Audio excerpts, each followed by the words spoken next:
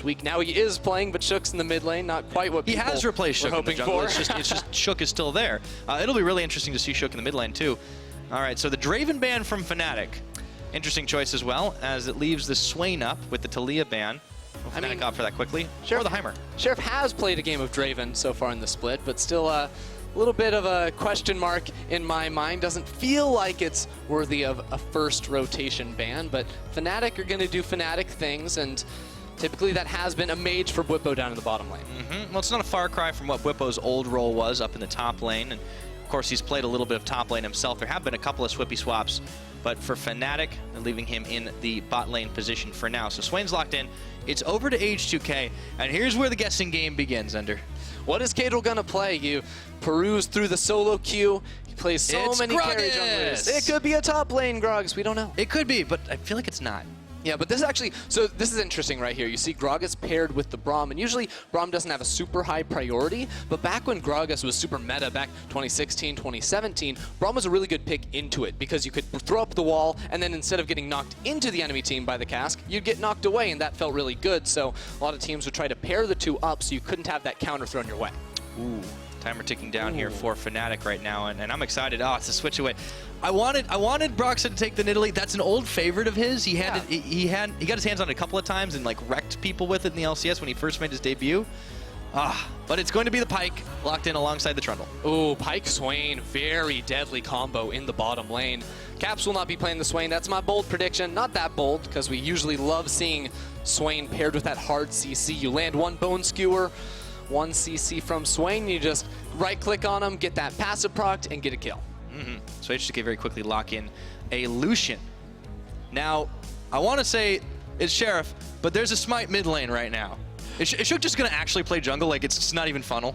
I mean, well, that is actually true. They could still double jungle, dude. Because again, Caedrel was a mid laner back when he used to play on H2K, then made the role swap halfway through the spring split, got replaced by Shook. And ever since, hasn't really played mid lane. I talked a bit about his solo queue account. He's ranked 3rd on Europe West at the moment, but he hasn't played a game of mid lane in over a month, Pyra. Okay, so we know what he's definitely preferring. I think it's safe to say he will stay in the jungle position. But now I'm starting to wonder, Braum, is this possibly an H2K funnel? See, that's what you would think back in 8.13. I really don't think that funnel will persist after the changes, meaning that you actually lose gold actively for your team when you are the one being funneled and still farming minions in the middle lane. If it is a funnel, we can break those down a little bit more, but would be a huge surprise for me to see. Okay, so a couple of bans that came through were some interesting ones. Sheriff flashing, of course, the Wukong of Caps, just for a little bit of fun, but timer ticks down. Let's see what they actually decide to lock in. It will be the Camille. I like the Camille. So now the Gragas could very well be in the top. Yeah, it's very likely going to be the Gragas top. I think as far as safe and actually strong early laning, the Gragas is going to take the cake over the Camille, and Camille can do very similar things as a Gragas can in the jungle. The hook shot, the body slam, very good when paired with your flash to look for very early level 2, level 3 ganks with those champions. Okay, Fnatic, couple seconds more ticking. Looks like it will be the Poppy locked in. Trying to guess at what they're going to be up against in the top. We'll see how they round out their composition. Still looking for something for Caps. I want to see Caps go for something wild in the mid lane here. It's not going to be the Wukong, and unfortunately he has to blind pick, so we're probably not going to go too off the rails here for Fnatic, but I know his champion pool goes so deep. He can play so many different things that anything is a treat to watch.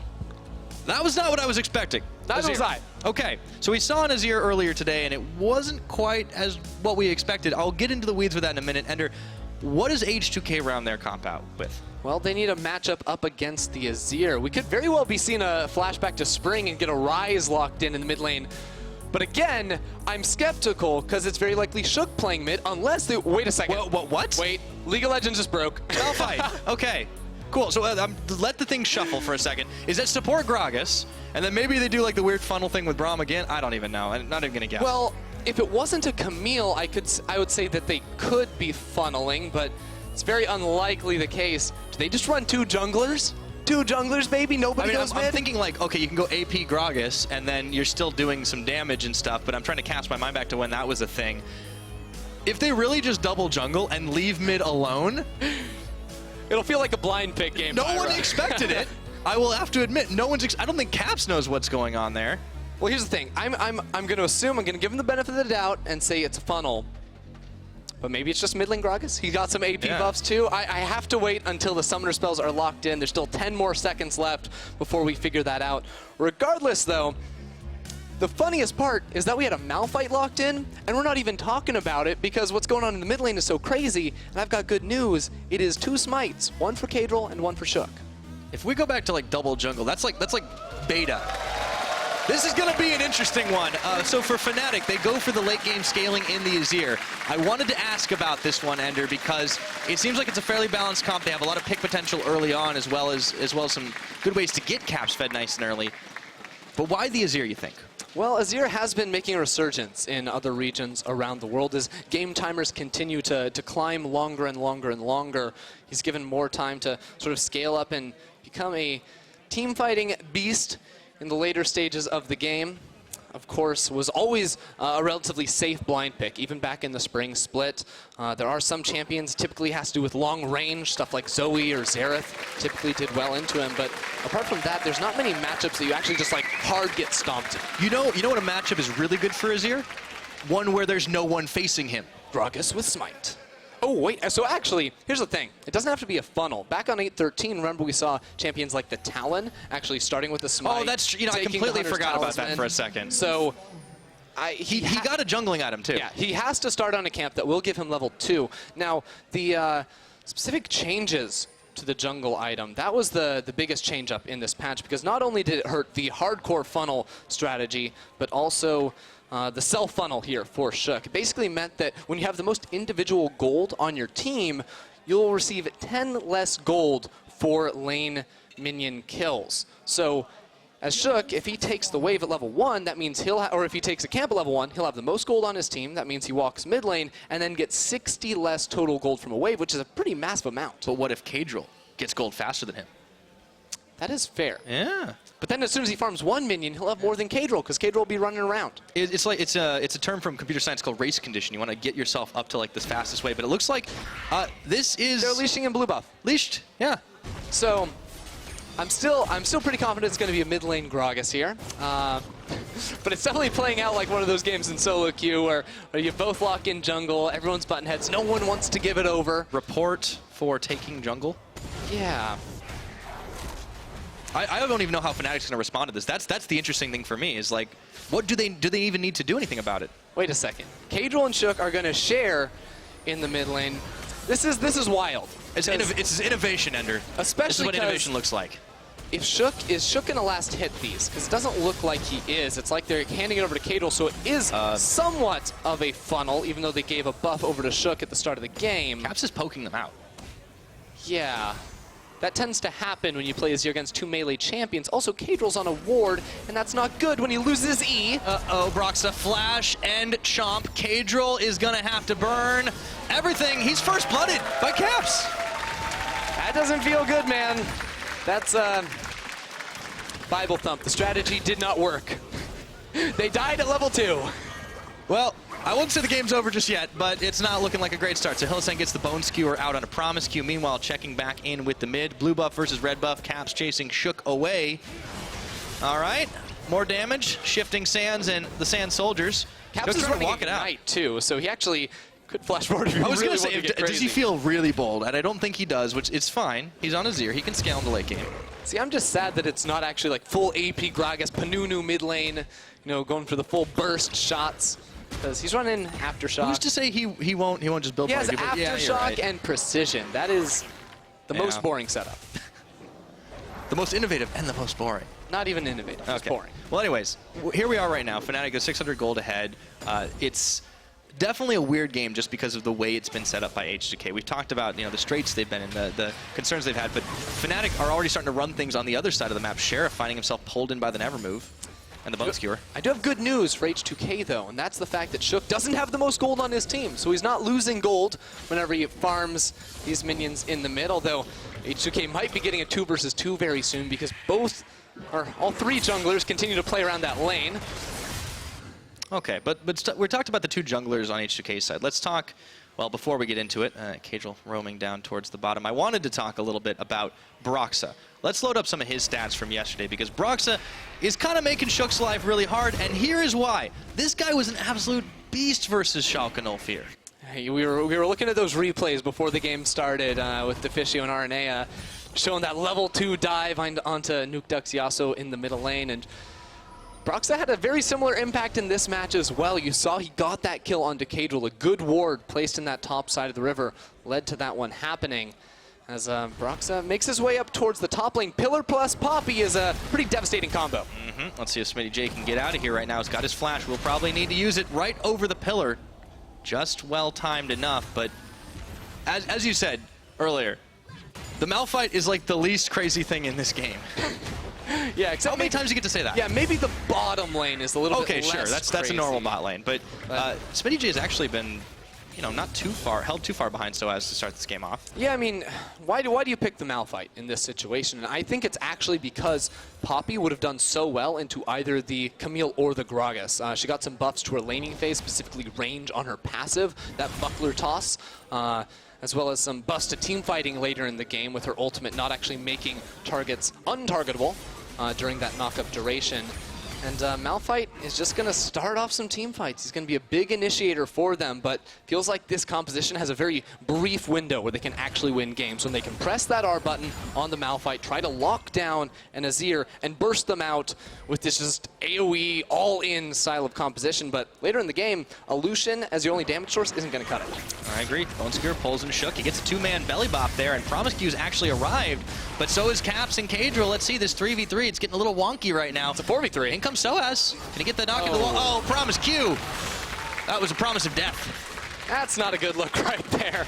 At least he's having a good time while he's going down. Was caught between literal rock and a hard place. Yeah.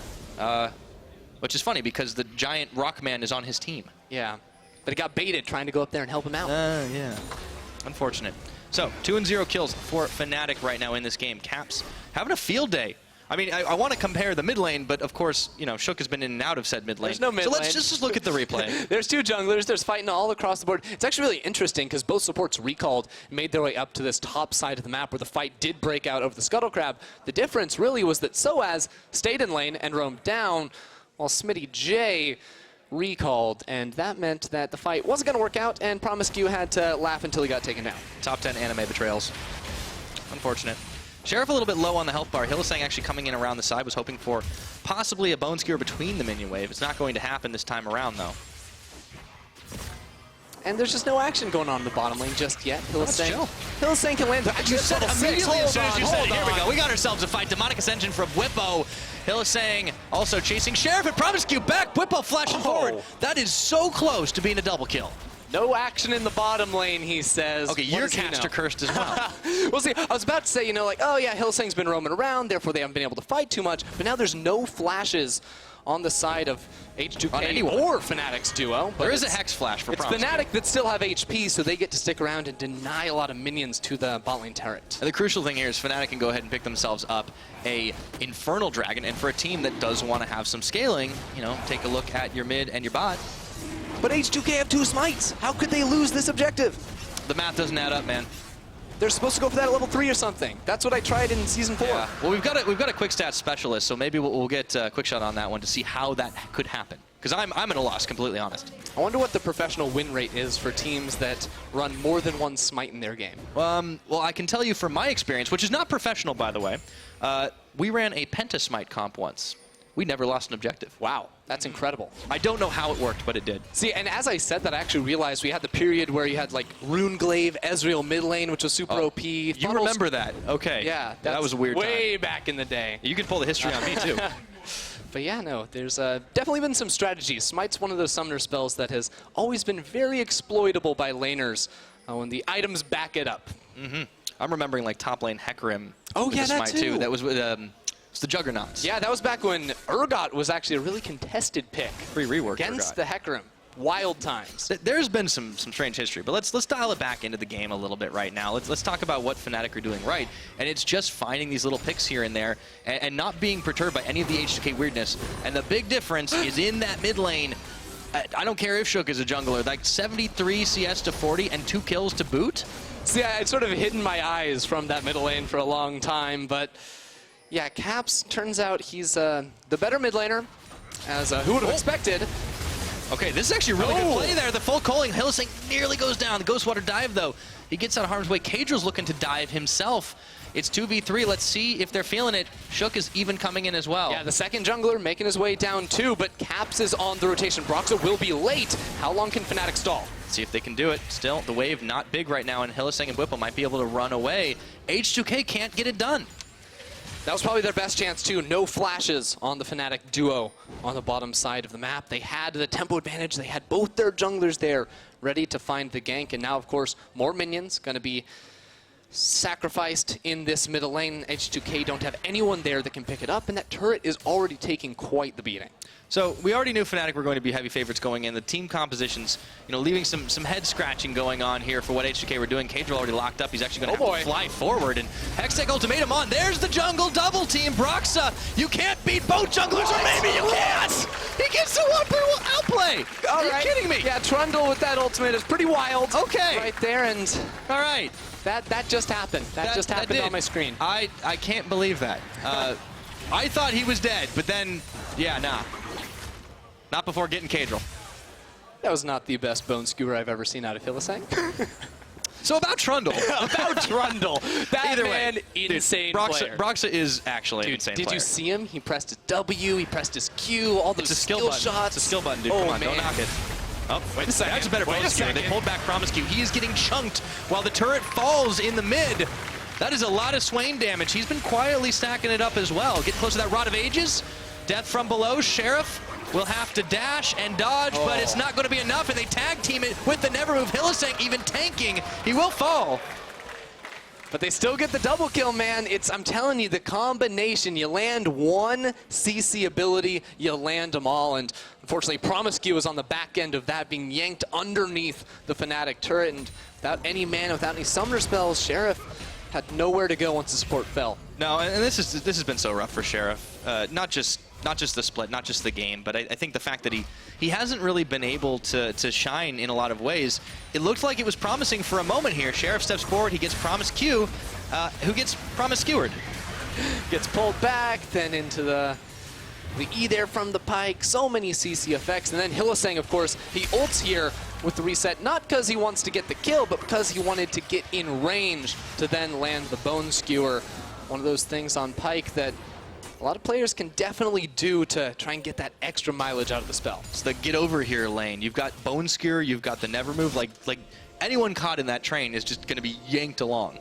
Caedrel just found 2 members of Fnatic in his jungle. This is promising right now, but I don't know if Broxah being there and Caps as well, if he's going to be able to go any further forward. So they have to stop this aggression, but Promisq says, no, this is not today. Shook, gonna get a knock-in onto Caps, turns it around. Once again, the damage is there. Emperor's Divide.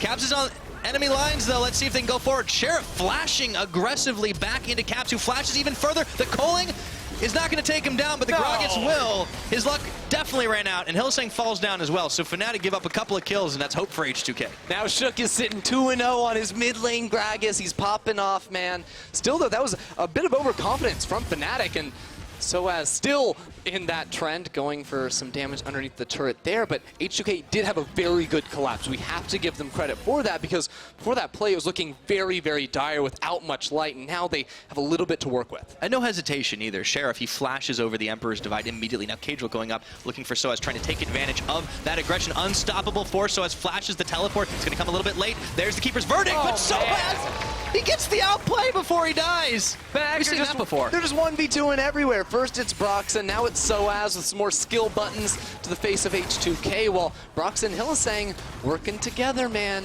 They're just getting the objectives while the rest of the team gets blood. But it's just so close for H2K. Like, that's the second time that's happened. These guys are trying their hardest. Close but no cigar. Uh-oh. Well, no Graves in this game either. We did see him banned out. Caps, meanwhile, clearing the wave down bottom. Bwipo being able to push the wave in the top. So there will be another Fnatic tower soon to fall. Where do H2K go from this? Because once that turret drops in the top lane, you better believe Fnatic will be using that Rift Herald down bottom lane, assuming they need that, because right now there's 2 Fnatic members to just Sheriff on the side of H2K down there. And for H2K, any advantages they do get feels like it has to be by grouping up as 5, by finding a winning numbers fight where they have more members than Fnatic can bring, but it hasn't always worked out for them, although maybe their chances now. All right, not going to be able to find the Bone Skewer. Looks like H2K are keen to try and get some vision set up around this dragon. Definitely behind the 8 ball here in this game. As expected, some of the weird wonky plays just not quite working out, but a lot of credit to what Fnatic are able to execute to try and stop. It looks like H2K going for a dive down bot. Diving onto a Poppy, though, is a bold proposition, although she went for a Black Cleaver, so this is sOAZ trying to do a little bit more damage to Smittyj in the 1 versus 1. Will leave him a tad more squishy, but look at the map right now. Fnatic, specifically Caps and Hylissang, have full control over this middle lane, and they can't make a play bot side because they have to respond to what Hylissang is doing at the moment. Trying to set up a 2-man death brush. Hylissang will walk straight into it. Ooh, crucial. You can't pick a Pyke. It's just, I mean, I guess they have Camille, which is a good point-and-click CC to keep him in their grasp, but it's very difficult to catch that champion. No, you're right. And Hylissang, he definitely knows his way around a roam or two. So Smittyj heads back up towards the top. A lot of pings flying here for the H2K side, and it looks like Fnatic will be able to start off on this dragon. Remember, this team, they are very, very good at the early game. Like, they're very good at a lot of the stages of the game, like, otherwise they wouldn't be at 8-3. But it's worth remembering, just, you know, that these guys are definitely pretty much top 4 in just about every regard in the early game. They take more towers, they get more kills, they get more gold. And usually they don't turn around 1v3s, but maybe this time.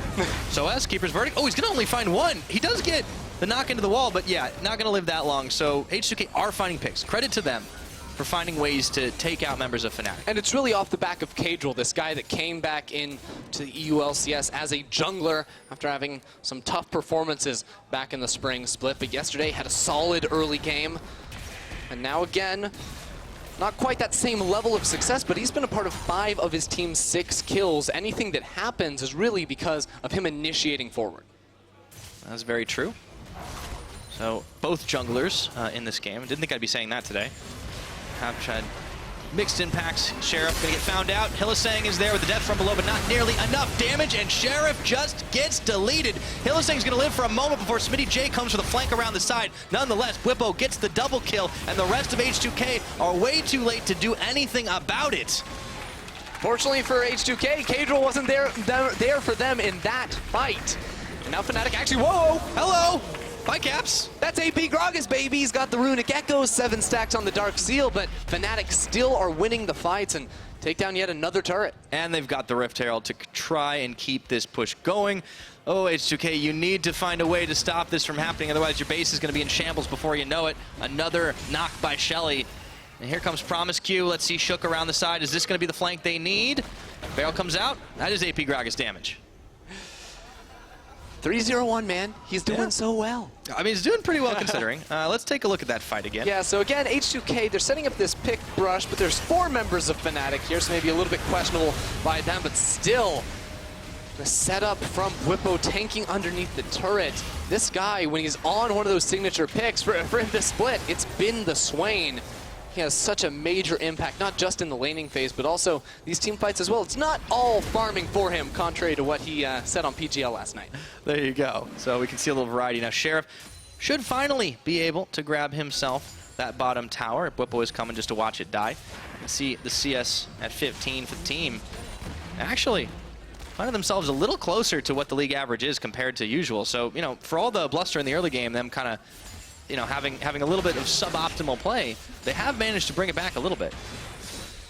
For H2K... Just don't look at the mid lane. Yeah, don't look at the mid lane. For them, though, even though they are down 3,000 gold, and it's not the worst situation in the world to be in, their composition, again, does not scale into the late game. It just simply does not. The range of Lucian is definitely something difficult to execute well with against champions like the Swain, like the Azir. And there's not much wave clear when it comes on their side either, so they're going to have to continue to look for fights, and right now they appear to be setting up for a pick onto sOAZ, who again is relatively squishy with this Black Cleaver build.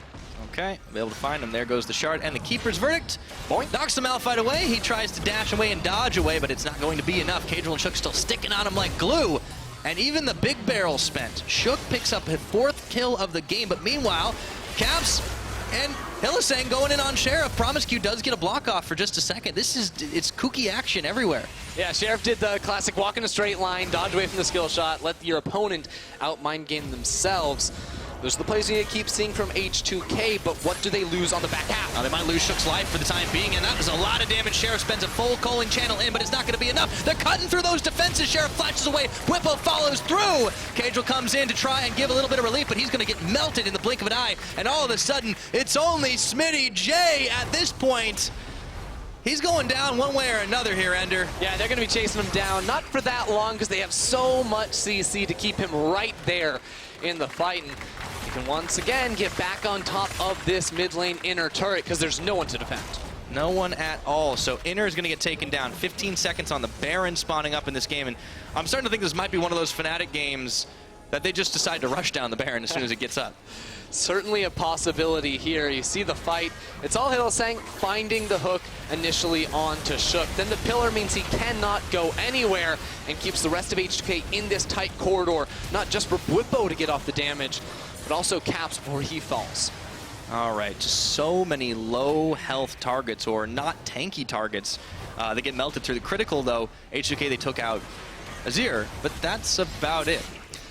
Yeah, I mean, you take your wins when you can get them. Unfortunately, it wasn't a big enough win for H2K to be super comfortable with. And now Bwipo, he's feeling good about himself. He has the Mejai's Stole Stealer with 10 stacks. He's getting some light reading in during this game. He's got that. He's got the Morellonomicon. I mean, the dude's got books in both hands. And something tells me that that number is going to get higher before this game ends, Pyra. Oh, bold prediction, Ender. Let's keep track of that. I think you're right, for the record. In case you were doubting it, Fnatic, they're roving up towards the top. Should be a pretty easy take on this tower as well. H2K a little slow to respond and no defense mounted. So 21 minutes into this game, this is where the gold lead starts to snowball out of control. I mean, H2K are just zoned away from this turret right now. They're going to look for a flank, I would assume, and force a fight, but Smittyj is not there. They're just losing this turret. Yeah, I think they are. Promisq, Caedrel trying to look for a point of ingress. It's not going to happen. Fnatic are holding the line as Smittyj comes up. Sheriff and Shook trying to push them back, but no luck just yet. The wave will finish here, but Fnatic are too scary of a death ball right now. They do get a pillar up onto Sheriff, but no hook's going to land either. I mean, how do you win a team fight down 7,000 gold with this type of composition? It feels like you have to immediately blow up both Caps and Bwipo with the Malphite ult on top of the Gragas cask, but that's going to be way too hard to do. Yeah. Saying zoning away with a bone spear of his own, and now it's a pretty easy take for Fnatic to head down towards the Dragon Pit. Very quick channel of the Pocket and the Braum is gone. Meanwhile, Shook gets caught up and half his health is eaten through. This is the downside of that AP Gragas build. Hylissang, he goes forward, he pulls Caedrel back in. There's the never move. Dragon gets taken by Fnatic, and they immediately turn their attention back over to H2K, who don't seem too keen to take a fight today. Oh, they got him. Caedrel, he's not able to find anything. Hextech ultimatum. Meanwhile, though, Caps does go down. Can H2K take this fight? I don't know about that one. It looks like a little low on the health bars flashing away. They found Bwipo. So you said it, Ender, and it did happen. They had to make that happen. Immediately blow up Caps, keep Bwipo trapped inside the rest of the team, and this has to be it. The desperation Baron call. There's 3 members alive from Fnatic. It's all the tanks, so in theory, this is the best case scenario for H2K, but it's still such a difficult objective to start up when they're already this low. Well, they're waiting and baiting. This is the Death Brush. Fnatic know it well. Well, Death River, if you will. Hylissang puts down a control ward of his own and even interrupts the back from Sheriff. Unlucky, man. Sheriff gonna have to do the walk of shame back to the Tri-Brush over on Fnatic's own side of the jungle, but rather H2K have to be so happy with the result of that fight. Again, you have to kill the damage dealers on the side of Fnatic, and even though it's Fnatic that initiate this fight, it is Shook on top of Smittyj that immediately destroy Caps. Then Smittyj is able to keep Bwipo on the side of this fight with the slows and section them off from the rest of Fnatic. Yeah, a little bit of a mismatch for Fnatic for the start of things, but the crucial thing is Bwipo, his slate swiped clean with that Mejai Soul Stealer. Not such a good purchase now, is it, Pyra? I Maybe guess. not. Wait, our prediction was so off. Hey, look, sometimes if you... You're right. It was completely wrong. It might go back up to it, before the end of this game. He's still 6-1-4. This guy is still very much in the lead. But sometimes styling doesn't always work out for you. That was an 800 gold bounty, though, that went over towards Shook's Gragas. And he used that to go ahead and pick himself up a Morellonomicon. He's also sitting on 10 stacks on his own Dark Seal, so maybe the strategy is Shook gets his own Mejais. Yeah. Yeah, it's all about letting Bwipo get up to the high kill bounty and then H2K delete him. No one expects that. That's the ultimate mind game. Man, if an AP Gragas mid lane beats wins Fnatic. a professional game, beats Fnatic, yeah. No, forget a professional game. Yeah. This is one of the best teams in the European LCS. That would be wild. Yeah, it would be. The thing is, he's really fed, but the rest of the team is not compared to their lane opponents. But they do have some item spikes that are crucial, right? Like you have the Trinity Force on Camille. Also, the Malphite has a Trinity Force. This is all damage all the time. Yeah. I love we have a Poppy building a Black Cleaver against a Malphite, sending me way back to the days of Trinity Force Malphite. It's not as troll as you might think. And, I mean, it helped him get that one shot onto Caps. Who am I to say it's not correct? Yeah, I mean, this is the thing. The Malphite ultimate is something that you so seldom see, because you so seldom see Malphite, that it's kind of hard to expect it and how much damage you can actually do once you've got that Trinity Force up and available. Fnatic do pull Smittyj back in, never move, and they knock him into the wall. Oh my goodness, nowhere to go. Caps picks that one up. It's now a 4v5. Sheriff spends the calling channel. Only going to tickle the health bars of Fnatic, so they decided they just wanted to take a fight, and they got it. You built Trinity Force and Malphite. Oh, we can just one-shot you. Say Fnatic and onto the... Well, that was dirty, and you know what? It didn't cost Fnatic a thing. Probably shouldn't have face-checked that brush if you're Sheriff, and now Fnatic can go ahead and start up this Baron buff. Caedrel and Shook, they can both look for a Smite steal. Maybe they combo it down. Certainly possible. Caps waiting around the side. Smite, actually, Caedrel going into the wall, but he does not get a chance to smite down the Baron. He lasted approximately a fraction of a second. Yeah, he didn't want to go to that party. Even though he got the invitation, Caps basically dragged him into the pit. Now Shook has to make the hero play. Trying, but he's getting forced away once again. That's a lot of Sand Soldiers, and there will be no attempt at a hero steal, and I don't even know if there'll be any chance for him to live through it all. Look at the wave in the top as well. H2K, they're losing everything on this map. Yeah, Fnatic had the setup in the top side of the jungle. Now with a 10,000 gold lead, a third Infernal Drake coming up in a minute 45. And this is how it all starts. The pillar into the pull. Even though the pillar sends Smittyj the wrong way, that just goes to show how incredibly potent this combination is between the Swain and the Trundle. And then, as Fnatic walk into the jungle, Sheriff should know what's going on. I can't analyze that. Me either. That makes two of us. Now this I can. Okay, because Caedrel's on the flank. He's trying to get in there, steal away the Baron. He doesn't know what HP this is at, so he walks forward and gets tossed into the pit by Caps. That wasn't very fun.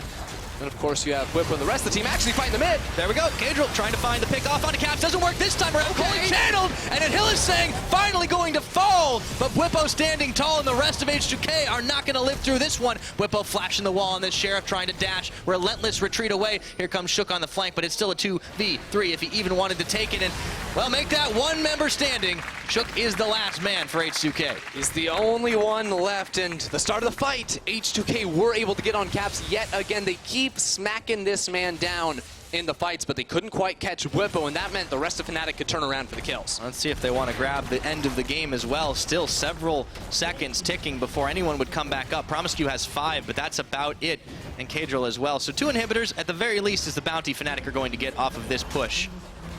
And of course, the Infernal Drake on the other side. H2K feels like they almost have to try and force a return fight. Blocked up by the steadfast presence of sOAZ, though. Crucial Poppy ability, so Caedrel's not able to start a fight. Of course, Sheriff was still down. The Infernal Drake is spawning, though. Fnatic, they're still full HP, so they don't have to reset, even though H2K are trying to get on over here and contest this objective from going down, but they're against a 22-stack Mejai Stole Sealer. It came back. That's all I'm going to say. He went down to 0. He got it back up again. Why were we worried, Ender? We weren't. We were never worried for Fnatic. That was great acting. I was completely convinced. Dragon goes down. That is number 3 on the Infernal. It doesn't get much better than that for a team that wants to just get in your face and fight it, so they easily take down a tower. That's their 8th of the game. Smittyj, desperation flank here. Let's see if H2K can get anything going.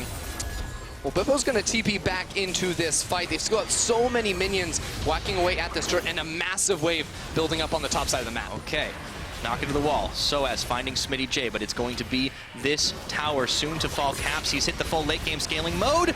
And once again, Smittyj goes unstoppable force, not nearly going to be enough. Bwipo going golden, and the rest of the team going into the back line. However, it looks like the Pyke is going down, and Caedrel just desperately trying to keep everyone alive. Meanwhile, those minions are wailing away at the Nexus turrets of H2K. Fnatic will win this base. They're here to stay. Yeah, Bwipo's just way too strong right now. Sheriff, Promisq, they're trying to do their best, but they just can't make it happen. Yeah, there's that steadfast presence once again, and Fnatic stay steadfast, say that 5 times fast, in the base of H2K, and with the last of the Nexus turrets falling, they didn't fall for the trickery at all. Fnatic improved to 9-3. Coming in hot against the AP Gragas jungle mid lane. We don't know what it is. What do we call that? Double jungle is like the closest I can think, but whatever it was. It was 7-1 and 3, man. I don't know. Well, the Gragas was good. I will give H2K that credit, but Fnatic played through the weirdness, played their game, and took the win. And Bwipo finishing that game 11-1 and 9. Both he and Hylissang were getting mad kills in that bottom lane, transitioning it into some pretty beastly team fight performances, and it's nice to see him stepping up, even though he's the one who's always saying he just has to farm minions in the bottom lane. He's like, I can play mages, I can play marksman, all I have to do is clear minions. Well, no, I want to see you on the Swain, I want to see you getting kills, and that's what we got today. Yeah, no, Bwipo was pretty beastly. I have to give him a lot of credit. The one death that resets the Medjais. Okay, so he doesn't get an S+, he gets an S- for that game. I mean, I'd still give that man an S+. I'm a harder grader than you, Ender. He was almost full build. He was very close to finishing that Rabadon's death cap, and for context, he did 30,000 damage. That is, I can see your graph from here. That's actually nuts. That's almost doubling the next closest in the game.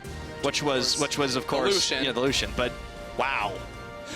Props to Shook, though. He did more DPS than Caps. Exactly half of what Bwipo did. He's the best mid laner in the LCS. Oh, by the transitive property is what you mean, yeah. Except that he was also jungling, so it's not really fair in that sense. He's taking over 2 roles. I have no idea how we're going to classify that one. It's going to be a stats nightmare, I'm sure.